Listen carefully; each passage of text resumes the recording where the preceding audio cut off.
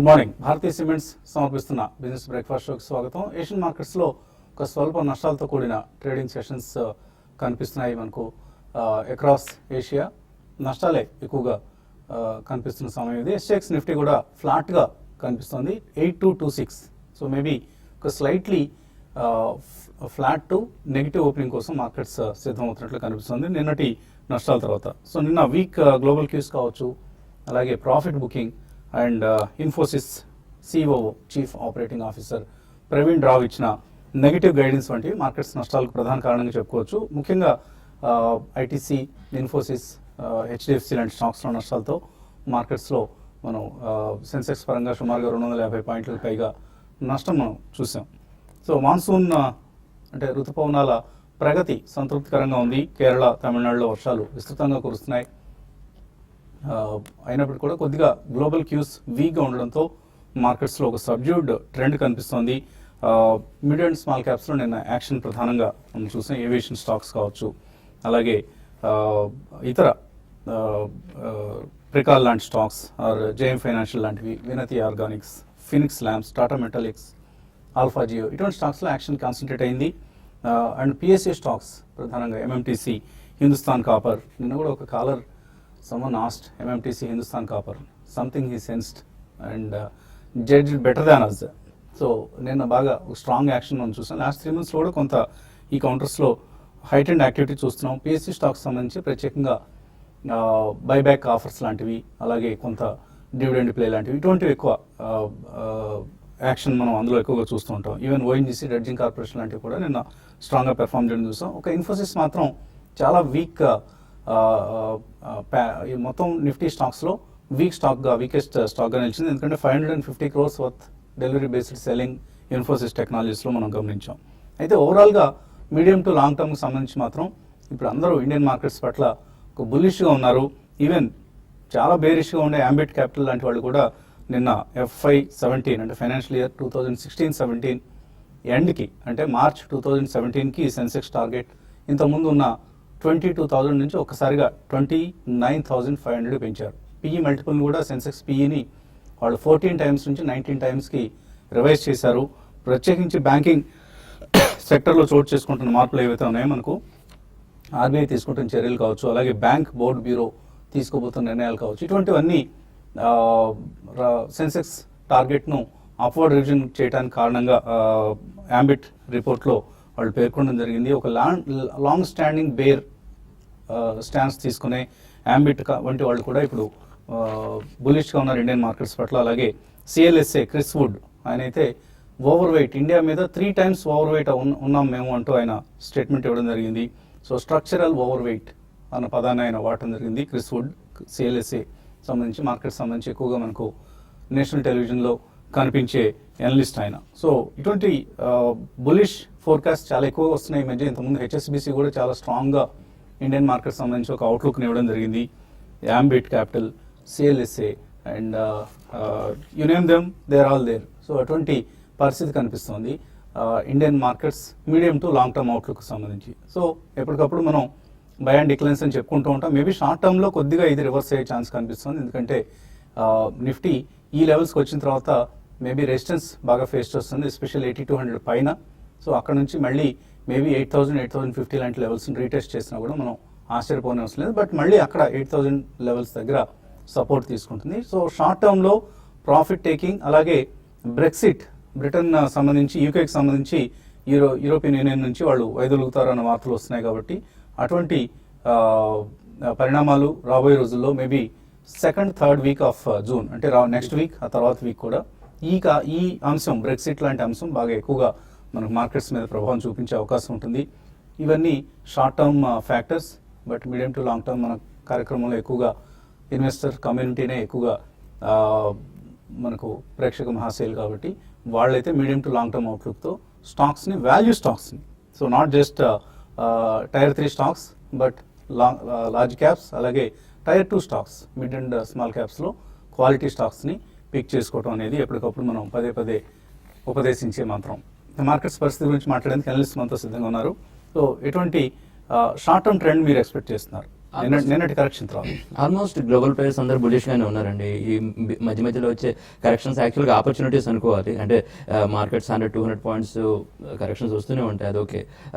అయితే ఏంటంటే అయితే ఇంకా ఇంతమంది చెప్పినంత బులిష్నెస్ మార్కెట్ ఇంకా కనపడలేదని చెప్పుకోవాలండి. ఇంతమంది అప్వర్డ్ రివిజన్ అవన్నీ చేసినా కూడా, వాళ్ళు 3 times వెయిటేజ్ అని చూసినా కూడా ఇప్పటివరకు చాలా ఇంకా యాక్షన్ ఇంకా పూర్తిగా ఓపెన్ అవ్వలేదని చెప్పాలి. సో ఇంకా ఆపర్చునిటీ ఇస్తుంది మార్కెట్. ఎవరైతే ఎంటర్ అవ్వలేదు వాళ్ళందరూ ఎంటర్ అవడానికి కూడా మార్కెట్ మాటిమాటికి అవకాశం ఇస్తుంది కాబట్టి మిస్ అవ్వకూడదు. అదేంటే మంచి కంపెనీస్ అంటే మాటిమాటికి చెప్తుంది ఏంటంటే మంచి కంపెనీస్లో ఇన్వెస్ట్ చేయడం చాలా ఇంపార్టెంట్. ఎక్కడైతే ఇండియన్ కన్సంప్షన్ ప్లే ఉంటుందో, వేరైతే అటువంటి వాటిలో డెట్ లేని కంపెనీస్లో చూసుకొని ఇన్వెస్ట్ చేయాలని. అయితే అంటే బ్రెక్సిట్ అనేది June 23rd రిఫరెండం ఉందండి. ఒక షార్ట్ టర్మ్లో మేబీ ఒక 2-3 days ఫ్లక్చుయేషన్ ఉంటుందేమో, కానీ కొంచెం వాలటిలిటీ ఈవెన్చువల్గా మార్కెట్స్ ట్రెండ్ మారే అంత పెద్ద ఈవెంట్ అవ్వకపోవచ్చు అండి. సో అది వాచ్ చేయండి, బట్ దాని గురించి కంగారు పడాల్సినంత అవసరం లేదు. ఎక్కువ మంది ఇప్పుడు యూకే ఎగ్జిట్ కాకపోవచ్చు అని అనుకుంటున్నారు. ఒకవేళ అయితే మాత్రం అదొక నెగిటివ్ ఫ్యాక్టర్ గా మార్కెట్స్ పరిణమించే అవకాశం. అయినా కూడా నేనేంటంటే ఒక వారం మహా అయితే ప్రెషర్ ఉంటుందేమో, కానీ ఓవరాల్ గా ఇండియన్ ఒక రకంగా అప్పుడు యూకే లాంటి మార్కెట్ లో బేరిష్నెస్ వస్తే ఇండియాకి బ్లెస్సింగ్ ఇన్ డిస్గైజ్. అంటే ఆ ఫండ్స్ కూడా ఇంకా ఇండియాకి అలొకేట్ అయ్యే ఛాన్సెస్ ఎక్కువ ఉండే సందర్భం కాబట్టి. ఎందుకంటే యూకే మీద డిపెండ్ అయి ఉండి ఇండియా బిజినెసెస్ ఎక్కువ లేవండి. అంటే యూకే ఎకానమీ ఏదైనా స్లో అయితే ఇండియా షివర్ అయ్యేంత బిజినెసెస్ లేవు మనకి. కాబట్టి ఏంటంటే మనకి ఒక షార్ట్ టర్మ్ ఒక వారం హడావుడి ఉంటుందేమో, కానీ తర్వాత మళ్ళీ మర్చిపోయే ఆన్సర్ అండి. ఓకే, సో టెక్నికల్ గా ఎటువంటి లెవెల్స్ మీరు సజెస్ట్ చేస్తారు? ఐ థింక్ బేసికలీ మనం గత కొన్ని రోజులుగా చెప్తున్నాం, మార్కెట్ అనేది hire tops and higher bottom formation మనం చూస్తున్నాం చార్ట్స్ పరంగా. సో ప్రీవియస్ లో ఏదైతే 7516 ఉందో దానికి నెక్స్ట్ లో అనేది 7678. సో ప్రాబ్లీ 7678 అబౌవ్ ఉన్నంత కాలం మార్కెట్ డెఫినెట్లీ న్యూ లో అయితే చూడదని అనిపిస్తుంది. బట్ షార్ట్ టర్మ్ కనుక మనం చూస్తే ప్రాబ్లీ నిన్న మొన్న చార్ట్ ప్యాటర్న్స్ లో ఒక హ్యామర్ అండ్ ప్రాబ్లీ ఒక లాంగ్ డే ఫార్మేషన్ చూసాం. ఇది కొద్దిగా బేరీ సిగ్నల్స్ ఇండికేట్ చేస్తుంది. సో మార్కెట్ కొద్దిగా ఈ లెవెల్లో లాంగ్స్ ఉన్న వాళ్ళు కేర్ఫుల్గా ఉండాలి. ఇన్ కేస్ లాంగ్స్ ఉంటే కనుక పుల్ బ్యాక్స్ లో 8260, 8270 మధ్యలో ఒకసారి ఎగ్జిట్ అవ్వాలి. లేదు అనుకుంటే కనుక 8186 ఏదైతే లాస్ట్ వీక్ లో ఉందో దాని కింద స్టాప్ లాస్ పెట్టుకుని హోల్డ్ చేయాలి. ఫ్రెష్ లాంగ్స్ అయితే కంప్లీట్లీ ఈ స్టేజ్ లో అవాయిడ్ చేయాలి. ఎందుకంటే మార్కెట్ ఇచ్చిన సిగ్నల్స్ ప్రకారం maybe 1 day signal is too early to say market correct అవుతుందని. బట్ డెఫినెట్ గా 8025 నుంచి 8130 అంటే ఇక్కడ నుంచి ఒక 70 to 170 పాయింట్స్ కరెక్ట్ అయ్యే ఛాన్స్ ఎక్కువ ఉంది. అండ్ అప్ సైడ్ చూస్తే కనుక ఓన్లీ 60 to 65 పాయింట్స్ ఉంది. సో రిస్క్ టు రివార్డ్ అనేది బుల్స్ కి ఫేవరబుల్ గా లేదు కాబట్టి I think one should not go long and probably ఉన్న లాంగ్స్ ఒకసారి షార్ట్ టర్మ్ ట్రేడర్స్ అయితే ఎగ్జిట్ అవ్వాలి. అదేవిధంగా బ్యాంక్ నిఫ్టీ చూస్తే కనుక ప్రాబ్లీ కొద్దిగా అవుట్ పర్ఫార్మ్ చేస్తుంది ఇది నిఫ్టీతో కంపేర్ చేస్తే. సో 17,713 కింద స్టాప్ లాస్ పెట్టి లాంగ్స్ ఉన్నాయి హోల్డ్ చేయాలి. ఫ్రెష్ లాంగ్స్ ఈ స్టేజ్ లో అవాయిడ్ చేయాలి. మేబీ 17,375 అంటే ఇక్కడ నుంచి ఆల్మోస్ట్ ఒక 500 to 550 పాయింట్స్ కరెక్ట్ అవుతేనే లాంగ్ పొజిషన్స్ ఫ్రెష్ గా ఎంటర్ అవ్వాలి. బట్ ఇండివిజువల్ స్టాక్స్ చూస్తే కనుక ప్రాబ్లీ కొన్ని స్టాక్స్ మనకి రివర్సల్ ప్యాటర్న్స్ కనిపిస్తున్నాయి. Example of Cipla last couple of weeks గా కరెక్ట్ అయ్యి నిన్ననే ఒక రివర్సల్ బార్ రావటం చూసాం మన దాంట్లో. So Cipla 1 or 2 price points లో అక్యూములేట్ చేస్తే 470 నుంచి అరౌండ్ 460 వరకు, మేబీ 492 నుంచి 510 దాకా వెళ్లే అవకాశం ఉంది. అదేవిధంగా ఇందాక వసంత్ గారు చెప్పారు కొన్ని volume based and price move stocks లో మనం చూసాం. One stock which is interesting is Pricol. Actually ఈ స్టాక్ చూస్తే కనుక గత 7 to 8 months గా ఒక సైడ్ వేస్ జోన్ లో ట్రేడ్ అయ్యి నిన్ననే బ్రేక్అవుట్ రావడం చూసాం. 72 నుంచి 78 మధ్యలో ఒక మేజర్ బ్రేక్అవుట్ ఇది అండ్ ఆల్ టైమ్ హై కూడా బ్రేక్అవుట్ రావడం చూసాం విత్ హ్యూజ్ వాల్యూమ్. సో ఈ స్టాక్ మీద కాన్సన్ట్రేట్ చేసి మేబీ 78 నుంచి మార్కెట్ కరెక్ట్ అవుతాయి 20 to 25% కూడా పడే ఛాన్స్ ఉంటుంది. ఆ కరెక్షన్ లో డెఫినెట్లీ ఈ స్టాక్ ని పిక్ చేయాలి. అట్లీస్ట్ 6 quarters వ్యూ ఉన్న వాళ్ళకి మాత్రం ఈ స్టాక్ అరౌండ్ 130-140 దాకా వెళ్ళే ఛాన్స్ ఎక్కువ ఉంది. అలాగే మార్కెట్స్ Q4 రిజల్ట్స్ ఎంకరేజింగ్ గా ఉన్న కంపెనీస్ రివార్డ్ చేస్తూనే ఉన్నాయి. సో మనం ఈ మధ్య కాలంలో రిజల్ట్స్ ప్రకటించిన సంస్థలు especially mid and small cap కంపెనీస్లో మంచి ఇంట్రెస్టింగ్ రిజల్ట్స్ ఇచ్చిన companies like Manappuram finance result చాలా ఎంకరేజింగ్గా ఉంది. సో ఈ స్టాక్ ప్రైస్ లాస్ట్ ఫ్యూ డేస్లో 38% పెరిగింది. అలాగే V-Guard industries, Sharda Cropchem, Edelweiss financial, Biocon, CCL products and Gati ఇవన్నీ కూడా లాస్ట్ ఫ్యూ డేస్లో చక్కగా పెరిగిన కంపెనీస్. ఇటువంటి రిజల్ట్స్ బాగున్న కంపెనీస్ని మనం పోర్ట్ఫోలియోలో యాడ్ చేసుకుంటూ ఉండాలి. ప్రేమ్ కుమార్ బెంగళూరు నుంచి ఫస్ట్ కాలర్ లైన్లో ఉన్నారు. హలో హలో రండి ప్రేమ్. నేను state bank of India shares 500 కొన్నానండి 301 rupees లో.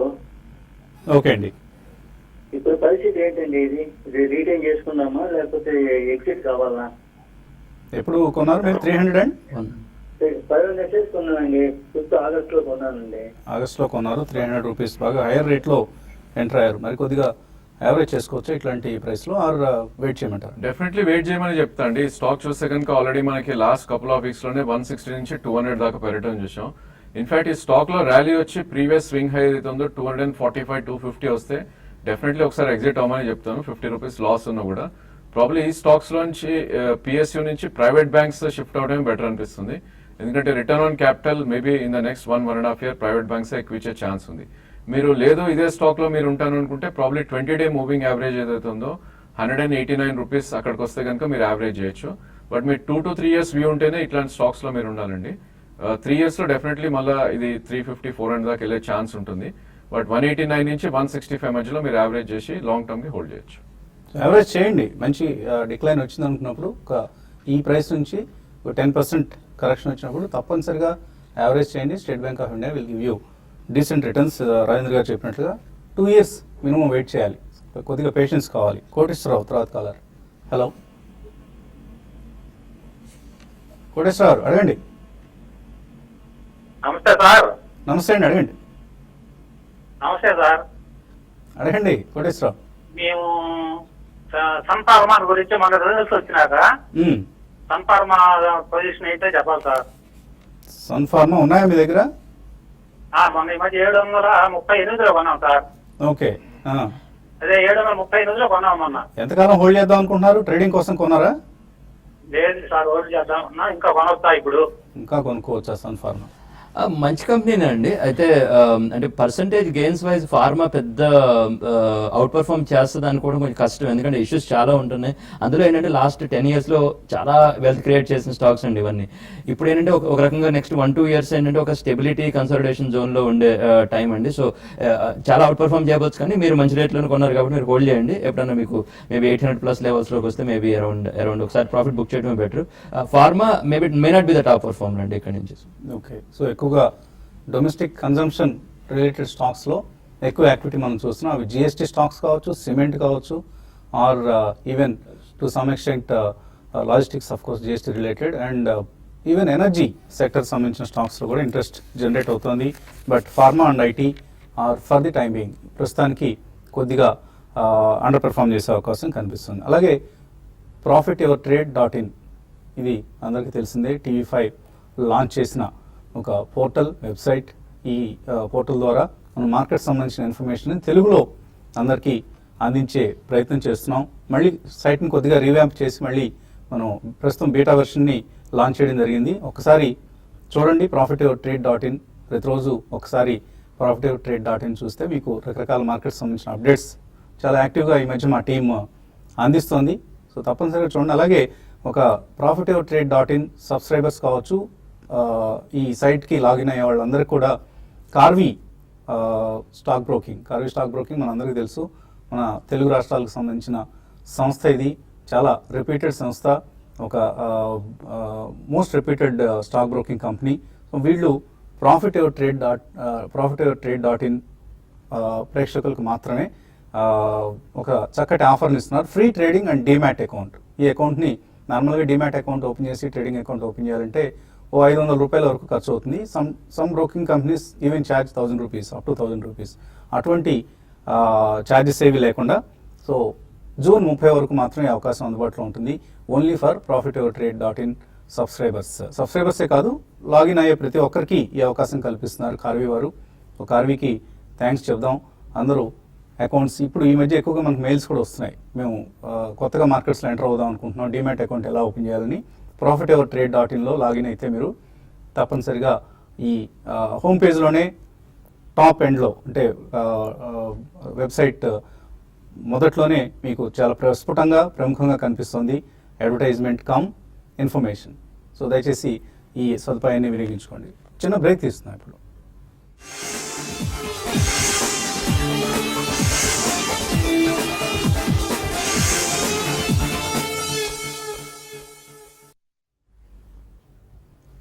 భారతీయ సిమెంట్స్ సమర్పిస్తున్న బిజినెస్ బ్రేక్ఫాస్ట్ షోకి తిరిగి స్వాగతం. SGX నిఫ్టీ 8215 దగ్గర 9 పాయింట్ల నష్టంతో ట్రేడ్ అవుతుంది. మేబీ కొద్దిపాటి నష్టాలతో కూడిన ఓపెనింగ్ కోసం మార్కెట్ సిద్ధమవుతున్నాయి. అయితే లోవర్ లెవెల్స్ దగ్గర బయింగ్ వచ్చి అక్కడ నుంచి మార్కెట్స్ ఏమైనా రీబౌండ్ అవుతాయి అన్నది వాళ్ళ ట్రేడింగ్లో ఆసక్తికరమైన అంశం. తర్వాతి కాలర్ లైన్లో ఉన్నారు కరీంనగర్ నుంచి శ్రీనివాస్. హలో. హలో సార్, నమస్కారం అండి. నమస్తే అండి, అడగండి. సార్ నేను ఎల్ఐసి హౌసింగ్ 482 ఫ్యూచర్ తీసుకున్నాను సార్. అట్లా సన్ ఫార్మా కూడా 745 తీసుకున్నా, అది కంటిన్యూ చేస్తున్నా. అట్లా ప్రాఫిట్ ట్రేడ్ లాస్ట్ 24 వరకే అప్డేట్స్ వస్తున్నాయి సార్, అప్పటి నుంచి వస్తలేవు. మరి ఇప్పుడు మీరు అన్న తర్వాత కూడా ఓపెన్ చేసి చూసినా లాస్ట్ 26 వరకే అప్డేట్స్ ఉన్నాయి సార్, తర్వాత మార్కెట్స్ అప్డేట్స్ ఇస్తలేరు. లేదండి, మీ బ్రౌజర్లో ఏదైనా ప్రాబ్లం ఉండొచ్చు. బ్రౌజర్ ఒకసారి ఈ కుకీస్ అవన్నీ తీసేసి తొలగించి బ్రౌజింగ్ హిస్టరీని డిలీట్ చేసి మళ్ళీ ఒకసారి ఫ్రెష్గా వెబ్సైట్ని చూసే ప్రయత్నం చేయండి. మన వాళ్ళు అర్ధగంటకు ఒకసారి అప్డేట్స్ ఇస్తున్నారు, మార్కెట్ అప్డేట్స్ చాలా యాక్టివ్గా ఇస్తున్నారు ఈ మధ్య. తప్పనిసరిగా ఆసక్తికరంగా ఉంటున్నాయి కూడా. మంచి మంచి న్యూస్ బిట్స్ను కలెక్ట్ చేసి సేకరించి మార్కెట్స్లో ఏం జరుగుతుందో ఎప్పటికప్పుడు అందించే ప్రయత్నం చేస్తున్నారు. కాబట్టి మీ బ్రౌజర్లో ఏదైనా ఇబ్బంది ఉందేమో ఒకసారి చెక్ చేసుకోండి. ఆయన futures positions. LIC housing finance చూస్తే కనుక ప్రాబ్లీ ఆల్మోస్ట్ మనం ఈ స్టాక్ గత 3-4 వారాలుగా 434 నుంచి 475 దాకా వెళ్ళటం చేసాం. సో ఉన్న పొజిషన్ డెఫినెట్ గా హోల్డ్ చేయండి. మేబీ 462 ఏదైతే 200-day మూవింగ్ యావరేజ్ ఉందో దాని కింద స్టాప్ లాస్ పెట్టుకోండి. అండ్ 495 నుంచి అరౌండ్ 510 మధ్యలో ఐ థింక్ ప్రాఫిట్స్ మీరు బుక్ చేసుకోవాలి. అదేవిధంగా సన్ ఫార్మా చూస్తే కనుక ప్రాబ్లీ ఆఫ్టర్ రిజల్ట్స్ కొద్దిగా వీక్నెస్ రావటం చూస్తున్నాం స్టాక్ లో. సో ఆల్మోస్ట్ ఇది 710 వచ్చి కొద్దిగా రీబౌండ్ రావటం చూస్తున్నాం. సో ఈ స్టాక్ లో మీరు ప్రాఫిట్ అనేది డెఫినెట్ గా బుక్ చేసుకోవాలి 756 నుంచి 762 మధ్యలో. అదేవిధంగా ప్రీవియస్ స్వింగ్ లో ఏదైతే 701 ఉందో దాని కింద స్టాప్ లాస్ పెట్టుకోవాలి. అలాగే లాస్ట్ కాలర్, ఇన్ఫ్యాక్ట్ మనకు సమయం సరిపోవడం లేదు, బ్రీఫ్గా తీసుకుని ప్రయత్నం చేద్దాం. చెన్నై నుంచి శర్మ. హలో. హలో, అడగండి శర్మ గారు. నేను శర్మ మాట్లాడుతున్నా అండి. ఉజ్జీవన్ ఫైనాన్స్ గురించి సార్. ఉజ్జీవన్ ఫైనాన్స్ బాగా పెరిగిపోయింది కదా, అవునండి. బాగా పెరిగిపోయిన ఈ స్థితిలో ఇంకా ఫర్దర్ సపోర్ట్ ఉంటుందంటారా, లేకపోతే మే టేక్ కరెక్షన్ అంటారా? దానికి ఫైనాన్స్ కంపెనీ ఇంకేమైనా సజెస్ట్ చేస్తారా మీరు?